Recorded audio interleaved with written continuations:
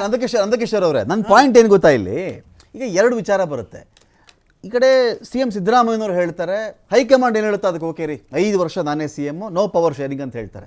ಒಂದು ವೇಳೆ ಈ ಸರ್ಕಾರ ರಚನೆ ಆಗುವ ಕಾಲಘಟ್ಟದಲ್ಲಿ ಒಪ್ಪಂದ ಹೀಗೆ ಆಗಿದ್ದಿದ್ರೆ, ಹೀಗೆ ಆಗಿಬಿಟ್ಟಿದ್ರೆ, 5 ವರ್ಷಕ್ಕೆ ಸಿ ಎಮ್ ಆಗಿರ್ತಾರೆ ಅಂತ ಅವ್ರು ಹೇಳಿಬಿಟ್ಟಿದ್ದಿದ್ರೆ 2.5 ಇಶ್ಯೂ ಬರೋಕ್ಕೆ ಸಾಧ್ಯನೇ ಇರಲಿಲ್ಲ. ಮೋರೋವರ್ ಅಷ್ಟು ಧೈರ್ಯವಾಗಿ ಸಿದ್ದರಾಮಯ್ಯನವರು 5 ವರ್ಷ ನಾನೇ ಸಿ ಎಮ್ ಅಂತ ಹೇಳೋಕ್ಕೂ ಆಗಲ್ಲ.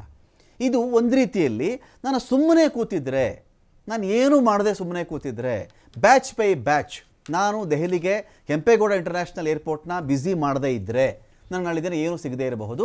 ಇದೇ ಡಿ ಸಿ ಎಂ ಪಟ್ಟಕ್ಕೆ ಉಳಿದಿರೋ 2.5 ವರ್ಷಗಳ ಕಾಲ ನಾನು ಸುಮ್ಮನೆ ಇರಬೇಕಾಗತ್ತೆ ಅನ್ನೋ ಕಾರಣಕ್ಕೆ ಇದು ನಡೀತಾ ಇದೆಯಾ ಇಲ್ಲಿ. ಮತ್ತು ಸಿದ್ದರಾಮಯ್ಯನವ್ರಿಗೆ ಹೈಕಮಾಂಡ್ ಅವೈಲೇಬಲ್ ಇದೆ, ಹೈಕಮಾಂಡ್ ನಾಯಕರು ಸಿಗ್ತಾ ಇದ್ದಾರೆ, ಅವ್ರಿಗೆ ಮಾತಾಡ್ತಾರೆ ಅವ್ರ ಜೊತೆಯಲ್ಲಿ. ವೆರಾಸ್ ಡಿ ಕೆ ಶಿವಕುಮಾರ್ ಅವ್ರಿಗೆ ಹೈಕಮಾಂಡ್ ನಾಯಕರು ಅವೈಲೇಬಲ್ ಇಲ್ಲ, ರಾಹುಲ್ ಗಾಂಧಿ ಸಿಕ್ಕಲಿಲ್ಲ, ವೇಣುಗೋಪಾಲ್ ಸಿಕ್ಕಲಿಲ್ಲ. ಸಿಕ್ಕವ್ರ ಖರ್ಗೆ ನಿಮ್ಮ ಹತ್ರ ನಂಬರ್ ಇದೆಯಾ ಅಂತ ಸ್ಟ್ರೈಟ್ ಅವೇ ಕೇಳಿಬಿಡ್ತಾರೆ ಅವರು. ನಂಬರ್ ಇದ್ದರೆ ಮಾತಾಡಿ ಅಂತ ಹೇಳಿ. ಏನ್ರಿ ಖರ್ಗೆ ಅವರೇ, ಅವತ್ತು 2.5 ವರ್ಷ ಅಂತ ನೀವು ಒಪ್ಪಂದ ಮಾಡಿಸ್ಕೊಂಡು ಅವತ್ತು ನಂಬರ್ ಇಟ್ಕೊಂಡು ನೀವು ಮಾತಾಡಿದ್ರಾ? ಅವತ್ತು ಎಲ್ಲ ಕಾಂಗ್ರೆಸ್ ಶಾಸಕರೆಲ್ಲರೂ ನಮ್ಮವರು ಅಂತ ತಾನೇ ನೀವು ಮಾತಾಡಿದ್ರಿ ಅಂತ ಕೇಳಿಬಿಡ್ತಾ ಇದ್ರಿ ಇವರು. ಅವತ್ತು ಏನೂ ಒಪ್ಪಂದ ಆಗದಿರೋ ಕಾರಣಕ್ಕೇ ಈ ಒಂದು ರೀತಿಯ ಸ್ಥಿತಿಗತಿಯಲ್ಲಿ ಒಂಥರ ಅಡಕತ್ತರಿಗೆ ಸಿಕ್ಕಂತೆ ಡಿ ಕೆ ಶಿವಕುಮಾರ್ ಪರಿಸ್ಥಿತಿ ಆಗಿದೆಯಾ ಇವತ್ತಿಗೆ ಅಂತ? ಖಂಡಿತವಾಗ್ಲೂ Ramakant, I think D K Shivakumar ಅವರಿಗೆ ಎಲ್ಲೋ ಒಂದು ಜಾಗದಲ್ಲಿ ತನಗೆ ಮೋಸ ಆಗಿದೆ ಅನ್ನೋ ಒಂದು ಫೀಲಿಂಗ್ ಎದ್ದು ಕಾಣ್ತಾ ಇದೆ. ಒಂದು ಕಡೆ ಅವರು ಹೇಳ್ತಾರೆ, ನಾನು ಪಕ್ಷದ ಕಟ್ಟ ಒಬ್ಬ ಕಾರ್ಯಕರ್ತ, ಏನು ಕೇಳಿದ್ರು ಅದಕ್ಕೆ ನಾನು ಮಾಡ್ಲಿಕ್ಕೆ ರೆಡಿ ಅಂತ ಹೇಳ್ತಾರೆ.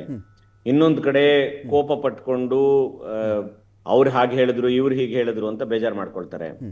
ಮೂರನೇ ಕಡೆ ಅವರೇ ಹೇಳ್ತಾರೆ 28ಕ್ಕೆ ರೆಡಿ ರೀ, ಪ್ರಮಾಣ ವಚನ ನೋಡ್ತಿರಂತೆ ಅಂತ ಹೇಳ್ತಾರೆ. ನನ್ನ ಪ್ರಕಾರ ಅವರು ಹೇಗೆ ಅಂತ ಹೇಳಿದ್ರೆ ಈ ಒಂದು ಇನ್ಸ್ಟ್ರೂಮೆಂಟ್ ತರ ಉಪಯೋಗಿಸ್ತಾ ಇದ್ದಾರೆ. ಹೇಗೆ ಅಂತ ಹೇಳಿದ್ರೆ ಎಲ್ಲೋ ಒಂದು ಜಾಗದಲ್ಲಿ ಕೋಪ ತೋರಿಸ್ತಾ ಇರುವಾಗೂ ಇರಬೇಕು, ಅದೇ ಸಮಯದಲ್ಲಿ ಪಕ್ಷದ ಒಂದು ನಿಷ್ಠಾವಂತ ಕಾರ್ಯಕರ್ತ, ಪಕ್ಷ ಏನ್ ಹೇಳಿದ್ರು ಮಾಡ್ತೀನಿ ಅನ್ನೋ ರೀತಿಲೂ ಇರಬೇಕು ಅನ್ನುವ ಒಂದು ಮಿಕ್ಸ್ಡ್ ಸಿಗ್ನಲ್ಸ್ ಕಳಿಸ್ತಾ ಇದ್ದಾರೆ. ಆದ್ರೆ ಬಿಕ್ಕಟ್ ಅಂತಕ್ಕಂಥದ್ದು ಓಪನ್ ಅಲ್ಲಿ ಬಂದಿದೆ ಅಂತಕ್ಕಂಥದ್ದು ಬಹಳ ಕ್ಲಿಯರ್ ಇದೆ ಇದರಲ್ಲಿ.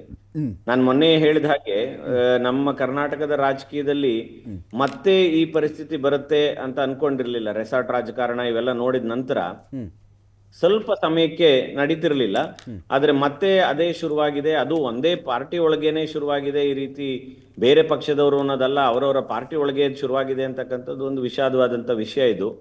ಆದ್ರೆ ಹತಾಶ ಭಾವ ಅಂತಕ್ಕಂಥದಕ್ಕೆ ಕಾರಣವೂ ಕಾಂಗ್ರೆಸ್ಸೇ. ಅವರೇ ಮುಂದೆ ಯೋಚನೆ ಇನ್ನೊಂದು ವಿಷಯ ಇದೆ ನಂದಕಿಶೋರ್ ಅವರೇ, ಒಂದೊಂದು ಸೂಕ್ಷ್ಮ ಇದೆ ಇಲ್ಲಿ ನಂದಕಿಶೋರ್ ಅವರೇ. ಈಗ ಆಯ್ತು, ಹೈಕಮಾಂಡ್ ಆ ಥರದ ಒಪ್ಪಂದ ಏನೂ ಮಾಡಿರಲಿಲ್ಲ ಅಂತ ಅಂದ್ಕೊಳ್ಳೋಣ.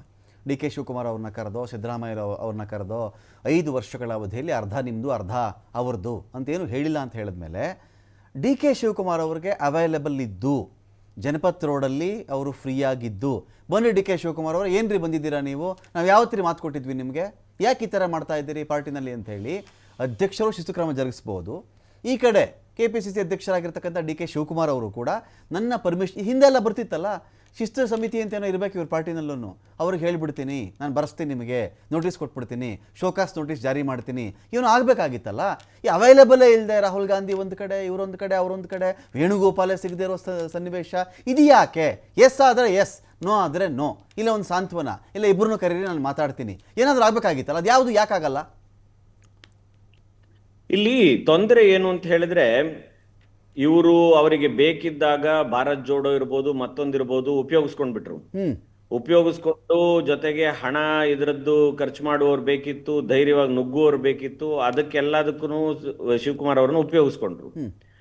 ಈಗ ಪ್ರಾಬ್ಲಮ್ ಏನು ಅಂತ ಹೇಳಿದ್ರೆ, ಈ ಜಾತಿಯ ವಿಷಯ ಅಂತ ಬಂದಾಗ ಇಬ್ರು ಪ್ರಬಲವಾದ ನಾಯಕರಾಗಿದ್ದಾರೆ.